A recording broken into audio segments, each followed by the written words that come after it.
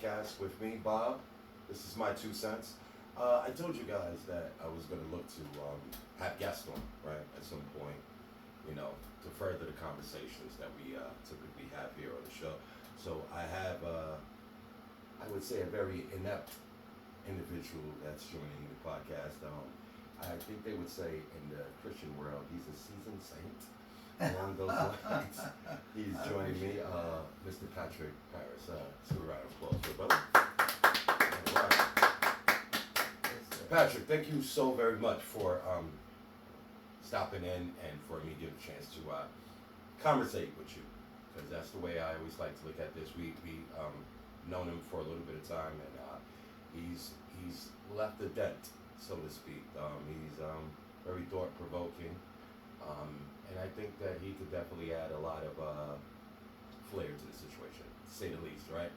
So I would kind of like to start off just kind of I know a bit about you, but I would like for the audience to know a little bit about you. So I'd like to start off with some questions. What year did you came to this country? And let them know where you come from. Okay. Where your peoples come from, as they would say. Where my people come from. We're from Guyana. Came here in 1970. Touched down in Newark, New Jersey. Moved to East Orange 2 years later. Went to Barringer. So the first spot you landed when you got here to Jersey was East Orange? Well, Newark, Sussex Avenue, Newark. I went to Sussex Avenue School. And then from there, after What age were you at that time? I must have been like about 13. 13, okay. Yeah. Okay, so you would be what they would coin as a junior high school. Junior high school, yeah, junior high, okay. That's the way it would be. And I went to Barringer from there, skipped off to the Air Force, came back, did some insurance, did some chefing, as you know, and semi-retired. All I do now is walk around with a heavy hammer on my side, sit back and relax, and whoever wants to put me on board. I like the way you tidied that up. He consumed a lifetime within just one mouthful. But I'm gonna back it up a little bit. I'm gonna back it up a little bit. So, what it was obviously I guess your mother, Yeah. is the one that came up from Ghana. She brought you up with her, right? Yes. Did your father come along also or no? Shortly after my mom touched down here, my father was home taking care of us. He came, he followed maybe like about 2 years later. Oh. She was like the matriarch, not like she was. She was the first one who came, then all her sisters and her sisters' husbands, which was like five of them, proceeded after that. They came up. Myself, my brother, our clan was the first to come up, and then my cousins all them started coming like one after the other. So instead of me having to go back home, they came to me. So every time somebody would come up, you would get the latest news. But then after a while, there's only but so many. Okay, so after that, you fall into life. Into life. What would you say? Did your moms ever tell you what was the reason for her coming up here to America, or was it just the thing that people back in Guyana felt that was the thing to do? Like, what was the culture behind that whole thing, wanting to come here? The same reason why they packed up at the border. Better opportunity, land of milk and honey.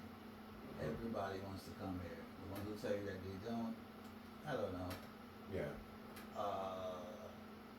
If there's a situation where I have this situation where I'm living, the government is not responding to my needs, the politics is not where it's going, you remain there. Some people remain and make the best of it, and I praise them, I get the modality. But then some people, if you have their whereabouts and the finances, and if you do make an exodus, and you know it's going to improve your family life, then do so. Well, how did you feel leaving Ghana, at Egypt? At that point, I'm sure you have made a lot of friends, you have family. I mean, everything you know is in Ghana, and then all of a sudden you come into a place where, I'm not sure, did you have family here prior to you getting here? No. I think my mom, she probably knew a few people, but as far as family, I don't think anyone from our clan is here. Okay. How did I feel about that? When you're that age, and you're with your boys,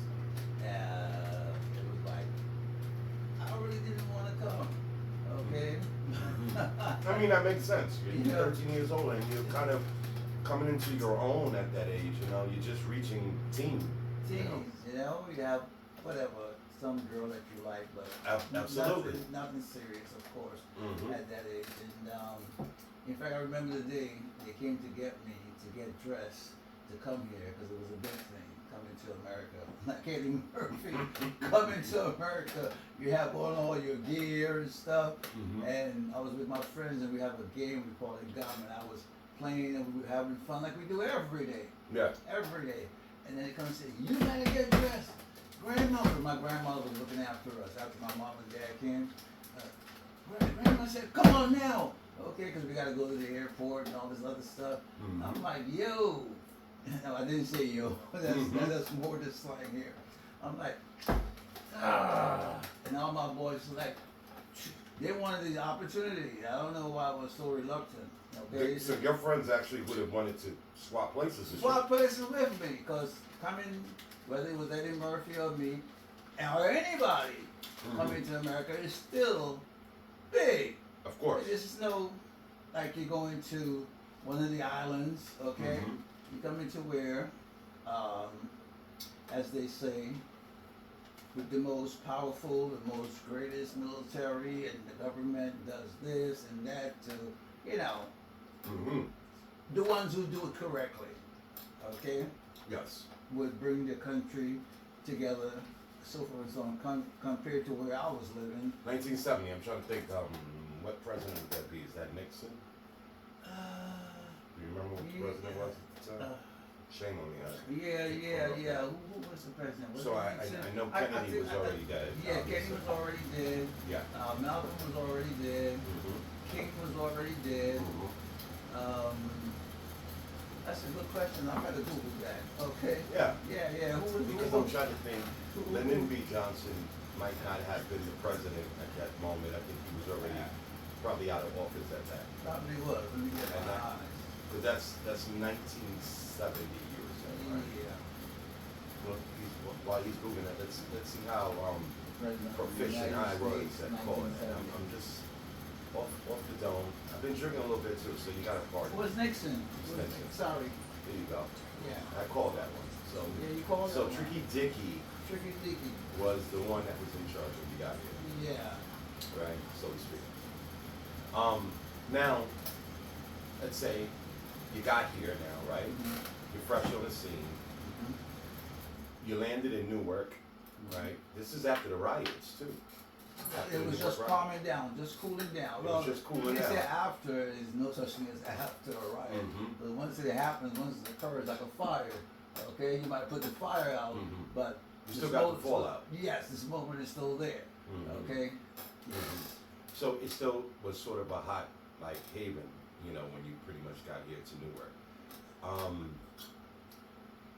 I'm assuming that getting here, because you came from Ghana, you came from a small island in comparison to where you at now, obviously, and you're out in a situation, and I'm assuming at that time, I wasn't born in 1970 for everybody that don't know, so I'm just putting that out there. But I'm only assuming it might have been like some gang activities or whatever kind of going on in Newark during the 1970s, right? It was quite a culture shock, especially when you meet new people. Not everybody is a Yeah. a-hole. Mhm. Most of the people you're glad to, like you questioning me, they Mhm. want to know. Mhm. Okay, they think Guyana is probably like Jamaica. Well, everybody knew Jamaica. Yeah. So once you start talking, Everybody's Jamaican. Everybody's Jamaican. Absolutely. And my country is all the way in South America, and it's not an island; it's a country. We're in between Venezuela and Brazil. And Thank you yeah. for clarifying that for a lot of the folks that don't look at the map often. Yes. Right. It's a not an country. island. It's not an island. And most folks that I would think, when they hear Guyana, like they assume they associate it immediately with Jim Jones. Which happened many, many years later. Okay, Mhm. if I'm not prepared. Let me see when Jim Jones decided to go there. See when he touched that. Yeah. I'm gonna go off on a guess here Yeah. too with Jim Jones. I'm gonna say When did Jim somewhere. Jones move to Guyana? Jim What year? Jones. I would say with that 70, maybe 78, 79. I'm guessing off the head, guys. Because we're just having a conversation. Moved to here, Vienna in 1977. He relocated with hundreds of his followers to the agricultural commune, which they called Jonestown. Was it? You said that was 77? Yeah, 77. Ooh, I was just a year off, folks. I said 78. Immediate security and allegations of abusive from the United States. Yeah, early 1974, a small group of people, temple members, had already leased the land and begun the construction of the commune. Okay. So you would have been up here already. At that point, you're a man. You're 20 years old when that took place. Yeah, by that time, yeah. Right. Now, because you said that was 77, right? Yeah. It's, I guess we call it the Scouting Party went there in 1974 and set up the commune, built what they had to build. So Yeah. when the flock came, they were already, had. So the fallout happened in 77. Yes, when the whole flock moved there, but he had a team that went down according to this. Prior, that's right, and to stake it out. built They were doing reconnaissance. so to Right, speak. reconnaissance, built whatever Mhm. they had to build, and if nothing else, because it was a negative situation, it still put Guyana on the map, because most folks never really heard of it before, and probably didn't know where it was located. Mm-hmm. So, and it's a paradise. I'm telling you, if you can convince Americans that this is paradise, okay, it's got to be at least close to it. Well, we're gonna circle around that conversation about it if you could convince. So we're definitely gonna get to that. But what I want to say is, so Mhm. during the time when, do you remember, like, at that point in time, were you deeply religious? Were you, did you have a religion that you said that this is what you are? Of course. Okay. In my family, that's one thing I must say, and it's still continuing today. Even my sister, I mentioned it to you, she was just ordained. Yes. Okay? This Lutheran church right over here. So that Christian, I'm assuming. Yeah, Christianity. So we're my mother, my grandmother, the whole family, very, very, very much into the Bible. Okay. Very devout Christian. Very devout. Very devout. So during the time when the whole Jim Jones situation was going on, did you know of his ministry when he was up here in America at the time, or not aware of him so much? Was nowhere of Jim Jones. Never heard of Jim Jones until the situation occurred. Oh, okay. Because I think where he's from was Chicago. Or where was I he think from? it was Chi-Town Chi-Town, that he was wherever in. it was. Mhm. Yeah. So to me, at that point in my life, we were, how you may say, focusing on what was necessary. Jim Jones was the afterthought after this happened. So at this Yeah. time, when the whole situation went down, were you already in the military at that time? Yes, I left once I graduated high school. The next year, I was in the military. I was always into sales, but I said, So that let me see, that would be so what, like 75? You were down at the in the military. 76 to be true. 76. 76. Yes. Thank you for your service. Yes. First Well, and foremost. that was my pleasure, bro. Mm-hmm. Because I learned a lot. Okay, being from where I'm from, Mm-hmm. already transported into one area of the country, then to go into the military, where everybody is different. So, I want to touch on that area of your military service. So, you're a Marinesman? Air Force. Air Force. Yeah. Air Force. Okay. The educated side of the military. There you go again. I'm telling you, I'm just I gotta be careful, man. I gotta look out for that left hook. Okay. It's always there. It's always there, man. It's always there. Just Everybody don't know get- when I'm throwing it. I don't know when he's throwing it. Okay, everybody get in the ring with Tyson. All they tell him look out for the left hook. That's okay? right. Don't worry about the right. Worry about that left. Worry about when the left's coming across. So you were in the Air Force. What was okay? First of all, where did you land when you first? First of all, let me start here. Let me back up, guys. Mhm. So, what gave you the idea that hey, I want to join the armed forces? Did you know it was going to be the Air Force, or did you figure I just want to join any armed forces in this country? What led you to that? Well, the choice was this. I'm knowing that the little brains I have ticking up there, going to college would need finances, And like I said, we just migrated here. It wasn't there, and I wasn't an honor student to get what you call a full scholarship. So the next best thing, what's closest to being in college? The Air Force. Mhm. So I went to a recruiter. Had I known I was going to the Air Force, because they had a program in my school, which was Barringer, where it was like an ROTC program where you could join. By the time you get to where you're going, you already got one stripe on your hands because you already been through training or whatever. So they were visiting the schools prior, like really fishing for the kids already. Fishing for the kids. So I had no idea of joining the military. That goes to show you. But me being the promiscuous person that I am, by the time I graduated in high school, Yeah. I had 2 children. Of course, 2 different. So, okay, let's back this up a little bit.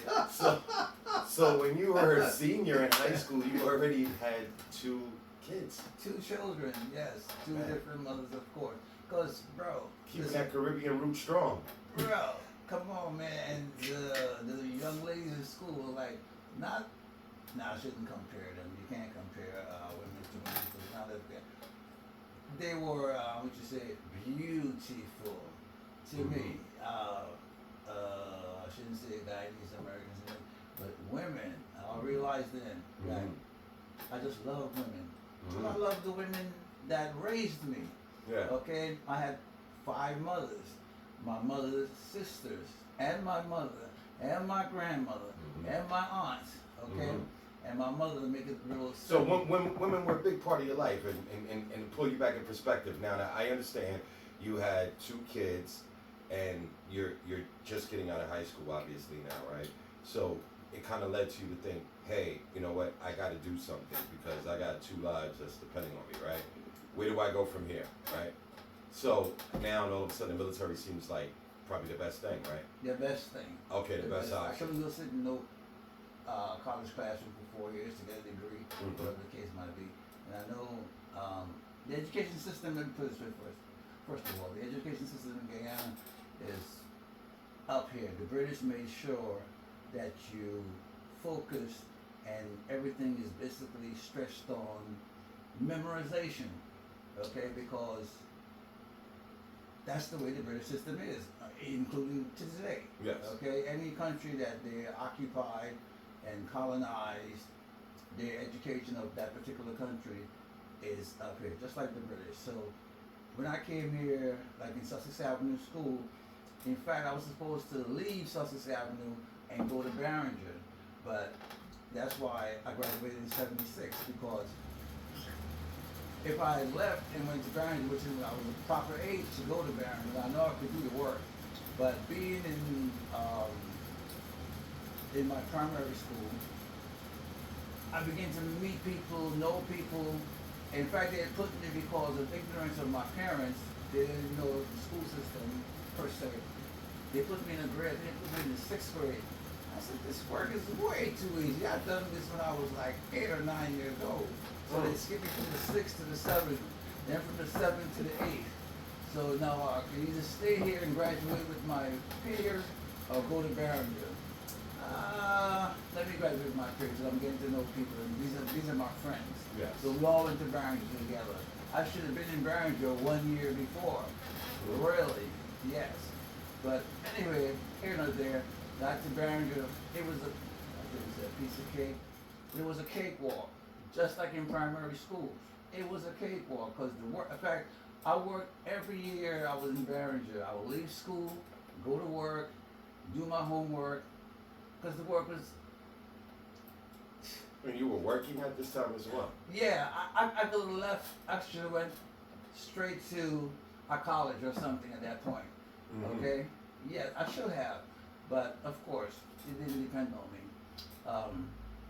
But to back you up for a quick second, what the Air Force is because they were the first one that came to you? Is that why you chose to go to that branch of military? I chose that branch because I know, as you just said before, it's the educated branch, so to speak. See, he was well aware of that guy. They're all educated, okay? Yes. Okay. Some are trained to go and handle the dangerous stuff, and then some are just trained to put it on paper.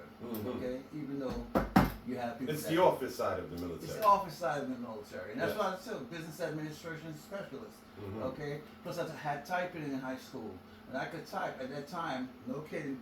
Well, my typing score when I left high school on the manual typewriter Mhm. was like 54, 55 words a minute, with about 3 or 4 mistakes. So when I got to the Air Force, That used to actually be a skill set for all the young kids that are listening. yeah, it's very important because the keyboard today is the same as the keyboard back then. Hasn't Nothing changed. has changed. It's just the technology. The technology has changed, Yeah. but the keyboard is still the same. Mhm. All right, I could probably like 40 with about 3, 4 So mistakes. because you had that set of skills, that made it that much easier to transition into the the Air Force, transition right? to the Air Force. Mm. Yes. Now, with getting in the Air Force, and guys, just for you to know, after we talk about the military side of things, gonna take a quick a few minutes break because I got to refill on the drink. I'm gonna be coming right back. So, but I want to finish up the discussion as far as on the military side, and then when we come back, we're gonna be talking about post-military, and I think that's gonna be quite some interesting stories we're gonna have here. But now to get back to the Air Force. Where's the first place you go after you signed up and you're ready to ship out? What they give you, they tell you where you're going to be heading? Yeah, I went to Biloxi, Mississippi Mm. for basic. No. I went to Lackland, Texas. Reverse, Lackland, Texas Yes. for basic training. Okay. Then Biloxi, Mississippi for my tech school. Mm-hmm. Okay. Yeah. So Wow. That's what I went down. How long was because that's where the basic training took place, right? Yeah, basic training is what? How many? I can't remember. Maybe a couple of weeks or whatever? Yeah, a couple of weeks, 6, 8 weeks, whatever that was. Well, how was that out there? Because now, look, you're out there and you said this is roughly around 76, right? Yes. And during 76, I mean, the country still, it's not as bad as far as Jim Crow era, but it's still in a real racist place, especially you're down there in a red state like Mississippi. So how was that like, being out there dealing with that? Being that I didn't mind being in the Air Force, a lot of things that mentally, that people who were born here, Mm-hmm. that will be thinking of, I wasn't thinking of. Uh-huh, because Okay. that's not your experience, so to speak, It's right? not my experience. Mm-hmm. Let's see, white people, when they come to Guyana, Yeah, of course, they're not here, yeah, okay? So they drop all that racist stuff. yes. Okay, they treat you like people, like you're supposed to be treated. Mm-hmm. So in my mind, You coming think from that's how they are? I figure that's how they are. But Mhm. now when you leave Guyana or you leave Jamaica, you leave Trinidad, you leave wherever you were vacationing, when Mhm. you come back home, they put on that mask. Yeah, Okay, because you can't be too friendly with these people over here, even though you were friendly with them down there, and Yeah. they showed you a good time, and you were a human being, yeah, just like you're supposed to be all the time. yeah. So certain things didn't affect me the same way. I talk to a white man just like I talk to a black man, because that's the kind of people that's how I got to know them. Exactly. But he would talk to you like you have good sense and intelligence, and you can't be racist and prejudiced in someone else's country when he outnumbered 99-1, so to speak. And that's the way it was, okay? Mhm. So all that racist had, plus you come there to have a good time, Yeah. okay? That's the first thing. So apparently racism takes vacation too, guys. So. Yes, they do. They do. Okay. That's why people here when I came knew about Jamaica, because that's where they go for basically vacation. It's a Mhm. beautiful island, and when you come to someone else's home, I can't come to your home and be the boss to your home, Mhm. okay? So they came there with a certain sense of respect. So you kind of assume that that's going to be the situation, just universally, because you'll think that that's how the people are for the most part, right? But now you're in red, ruby red, Mississippi. Ruby Red, Mississippi. Of course, they give you parameters. Don't go here. Don't go there. So they actually gave you guys warnings about certain places where not to be. where not to go, because of course you're in the military first of all. Okay. You're not in civilian world. Yes. So most places they told me not to go. That's where I went. It was. So you went where they told you not to go? Not to go. I've always been disobedient like He's that. always been a I rebel, don't Rouse. follow nobody rules and directions. That's why I got in so much trouble coming up. Okay, you Mhm. tell me not to do this. That's exactly what I'm going to do. Yes. Once I know it's not endangering my life or something like that, which it was. Mm-hmm. But I didn't see white people as a threat. Yes. Okay? And if you don't act scared or act like you're timid or you have this subservient attitude, Yeah. the wise one will realize this guy, obviously, he's not from here. Mm-hmm. Okay? Because look where he is. Mm-hmm. Okay? I don't want to be Emmett Till, but look where you are. Okay? Exactly. That type of thing. I didn't even know about Emmett Till. Certain things I didn't even know about. So you weren't even self-aware of that at that time? Self-aware of that at the time. Wow. I know they kill all our leaders, Mm-hmm. but Emmett Till was one of the ones that I didn't get to know about because they didn't teach you this in high school. No, of course not. Okay, so Mhm. you got to find out a lot of things after the fact. If I had known about Emmett Till, maybe I might not have went to Maybe the you wouldn't. I wouldn't went to the places I went because it would be on your mind. Look what they did to this poor young man. Absolutely. Okay. Were you? Do you have a spot that you went to that you can remember where you felt like this might be a little bit much? Well, I remember distinctly, I was in a club, in a bar, and I'm sitting in the bar, just like we sitting here. Okay. And this sergeant from the Air Force, this white man, he was sitting over here to my right. Mhm. I just started to keep up a conversation with him. And for some unknown reason, the conversation was going really good. In fact, I remember they had like this one of those country hick bars where they eat peanuts with peanuts on the floor, the peanut shells on the floor. Mhm. Remember that? I love peanuts, okay? So we were kicking it in the conversation. So I said one thing, whatever the conversation was, that, and the whole 9 yards.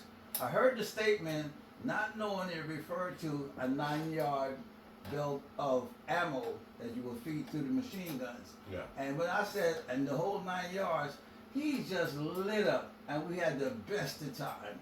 I didn't even know what the whole 9 yards meant. I know the statement, it would Yeah. finish something that you're saying, Mhm. but I didn't know what it referred to. And he just lit up. Man, we had the best time.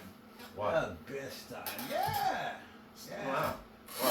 Well, did you ever had a situation where you might have been out somewhere where you felt like, hold on, this might be unsafe for me, as far as someone maybe racially wanting to? What is it?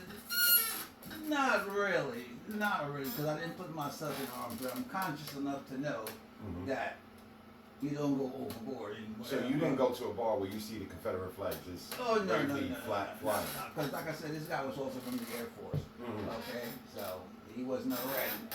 Mhm. Simple as put. Yeah. Okay, plus I had on my Air Force uniform. So you were So- aware of the redneck culture and knew like maybe those aren't the safest place to go visit. I was quite aware of that. I Okay. guess I didn't go overboard. But I Mhm. still got to report back to base. Mhm. Okay. Were you frolicking with some of the white Southern belles out there? You know? Hey, you know what? I'm the kind of guy that, white women, except for in the movies, where the star or whoever in the movie will go through fire, water, hell just to save this white woman. Mhm. I never had that concept in my mind, okay? I call that the magical Negro. yeah.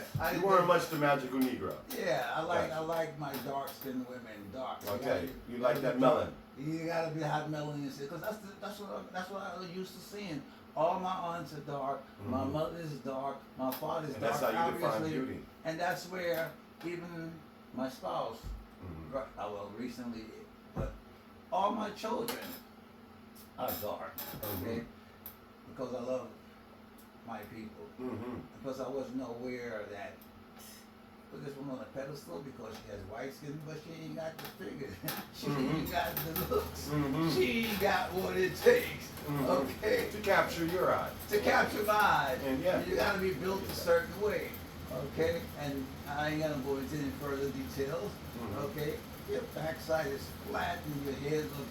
Oh, let me stop. That wasn't your thing. It wasn't my thing. You gotta have some structure. Okay. You gotta have some structure. I got you because it's the thing is a lot of brothers back then and I would have to say also right now they always figure that giving themselves a white woman was the big trophy. Because it was the forbidden fruit. That's what it is. If you look at like Emmett Till, I mentioned him, just by a whistle at her, whatever he said, and the witch was lying. Yes. Okay, after it all came out. Yeah. But that's how serious it was. So that forbidden fruit, once you get some wealth, some status, You want that fruit that the white man will kill you for just by whistling at the woman, a white Exactly. woman. Yes. So That's how serious they get about that. you're right. So now I've made it in life. In order for me to be what you may say, not so much respected, but show them I have a trophy. Mm-hmm. Well, you know you shouldn't get a black woman if you're a black man. The trophy would be the white woman. Now I got my Absolutely. trophy. Mm-hmm. That's it. That's the sort of like what you kids were saying, "Mama, I made it" moment. Huh? You know, that's what the kids would say. Oh, that's the "Mama, I made it" moment. Like, Yes. that's the The epitome epitome Yeah, of very being good. successful of being successful. is to have that white woman Is that in your illusion. arms. Because this is what the white man never wanted you to have. Exactly. Now what you gonna do about it? Yeah. Now this is what you didn't want me to have. Because forbidden fruit. Now, And now I have. okay. I know you got status. Yeah. Okay. So And that's the way a lot of that is perceived, you know, for some of the viewers that may not be aware of it, you know. I want to ask you, as far as in some of your superiors in the military, some of the superior officers, if I'm saying that right, if I'm not correcting, were any of them, how were they treating? How were they as far as treating you? now I'm looking back on it Yeah. because I'm this far ahead in life now, Mhm. far removed from it. Once they know you have culture, Mhm. you're not ignorant, Mhm. you're not having type of prejudice that's already built into you Mhm. from people above you. Don't go here, don't go there, don't say this, always say yes sir, no ma'am. But these are things I did anyway. Mhm. So it wasn't not a problem for me. Yes sir, no ma'am, from the way how I was raised, it was the easiest thing in the world. And most of the officers, in fact, I used to go to the officers club for one specific thing. I knew how to play table tennis. Table tennis is big in Guyana. In fact, it's big in most countries. Okay, and I still have my racket at home. I still have it in the case with my social security number still stamped on it, because that's how you identify your clothes. Because in the military, your last four number of your social security number is stamped on everything. So if you send your clothes up, no, you gotta wash your clothes or whatever. It's stamped. Any property you have, you stamp it. So they give you a little stamp with your last four digits of your social security number on it, and you put that number on everything you want. So I would go to the officers club and kick ass. Wow. Kick ass. What? I'm still dangerous. I ain't played in a while, but some skills never leave you. It's like my roller skating. I ain't roller skating in a while, but you see my skates Of in my course. house. Okay, still got him. So that's what kind of got you into the in crowd. so That to means speak, the right? in crowd. Well, Yes. well, let me ask you then, how was your relations with the fellow African Americans Oh, in the military? there was a dude from Brooklyn. Oh, what was his name? Anyway, him and his other boys, they came, of course, in the military with us. We were in basic training, and he brought a tape of BLS with all the commercials. Frankie Crocker was on the radio at the time. Ah, Yeah, Frankie Frankie Crocker. Crocker. If Frankie Crocker is not on your station isn't really on, or how we used to say it. Yeah, your radio isn't really on. I hope everybody lives to be 100, but me, 100 minus a day, so I don't know, like nice people like you passed away. I still remember Wow. these posts that he used to make. And they lit up my life, man, because I'm away from home. Everything is country music, and of course there's more white people in there than blacks. Yeah. And me and my two boys, man, we got together, and we were like, yes, So yes. it was tight. So, Oh, so yeah. you never, you know, and I'm going to back that up for a quick second. So just coming here to this country and having, you know, the Guyanese roots, and then all of a sudden you're now dealing with a lot of African Americans. You always felt welcome. You didn't feel like they treated you any differently or anything. And that's the key. That's the key. Because you're around your own type of people, black Americans, of course, and kids are cruel Yeah. when you're different. Mhm. You could have come from South Carolina and you ended up in Newark, because the way how you speak, the vernacular, is gonna get on you. Yeah. It's just That's just kids being kids being kids. So I went through all that. Talking about fights, bro. Right. What? Because they're gonna test you. Yeah. Okay, and coming from the hood that I came from the worst place in Guyana, which is all boys town. Just the worst place, but it's the ghetto. Mhm. So you fight almost every other day. In Almost fact, on a daily. every other day, right? And me and my boys, we would scrap just for fun, okay? Because that's all you got. There's no TV, there's no this, there's no that. So we would go in up what we call the back dam, and we would cook food, come back down, steal cane, coconuts, whatever. Healthy stuff. You didn't need money to buy anything like this because there's fruit trees everywhere. Any fruit you could think of that grows in the islands, I keep saying the islands, that grows in my country, it was there in abundance. Okay? So would you say that, like, when you came out here, did your mother make a concerted effort to kind of just keep you based in like a Guyanese type of community, or is she more about explore? You made a great point. When I landed on Sussex Avenue, the clan, so to speak, the Guyanese clan that came before us, the adults, because we were kids, the adults that came before us, they set up a community on Sussex Avenue. My aunt lived on 3rd Street.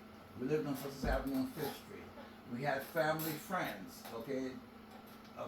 Lived down the street. And we stuck together. We were always in somebody's house, okay? Especially during the winter. So, I wish that community could come back again. Okay, because this is all we have. Okay, and I guess it was for our protection in some way.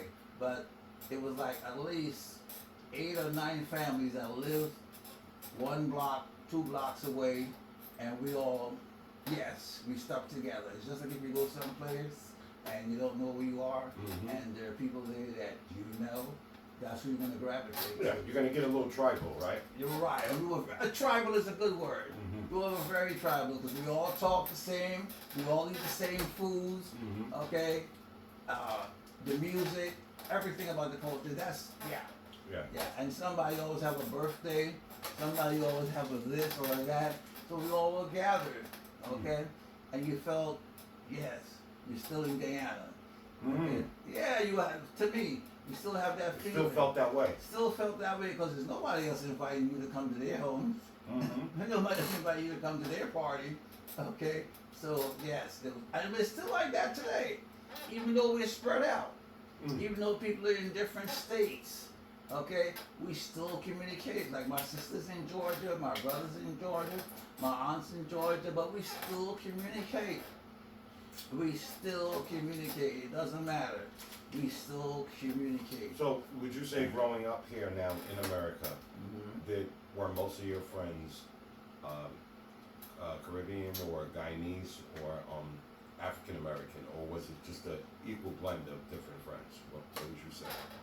Well, growing up here, of course, we only were so many, and of course, the majority are Americans. Okay, whether it be black or Spanish. Talking about Spanish, that's one of the things that I wish I had taken up in high school, which was Spanish. Okay, I took Italian. Yeah, and I could speak Italian almost fluently. Yes, because the questions you've been asking, these people that I'm around, I just want to get away from them. And when you're in primary school and you're signing up for what subject you need or what subject you're going to take, everybody wrote down Spanish. I said, no, I had enough of these people. I don't want to be in the same class with them. Yes, it was that rough. I don't want to be in the same class with these people. I need to see some new faces. Get away from them. Even though you know of them and you know them. Yes. So I just put them Italian because I know ain't nobody else taking Italian. Some took French or whatever. And I was so good at it because in speaking Italian that my Italian teacher, Miss Macchia, can't forget her name. She wanted to take me to Italy to further my studies, but my people just didn't have the money. And she would cruise. She hates she flying. Want to further your studies in what? I'm sure you know we have to go there, ladies and gentlemen, right? You can't just put that out there in the ether and expect that not to get picked up, right? Let me take the scarf off, man. Let me take the scarf out. I just got hot, man. Okay, it's kind of like what Biggie said. More money, more problems. I ain't had the money. That never crossed my mind, you know? Because she was, put it this way, she was an old woman. Not an older woman, of course. I was in high school, 16, 17. Okay, she had to be. She was an older woman too, like past 50, Mm-hmm. going on 60. So that never. Bobby. Well, you're not thinking that way. That doesn't mean. Oh my That doesn't mean Lord. that she still didn't have a little fur on the burger. Yeah. Bro, you You know, she might even need to, be long and strong and young. I'm just, right? You're not thinking that way,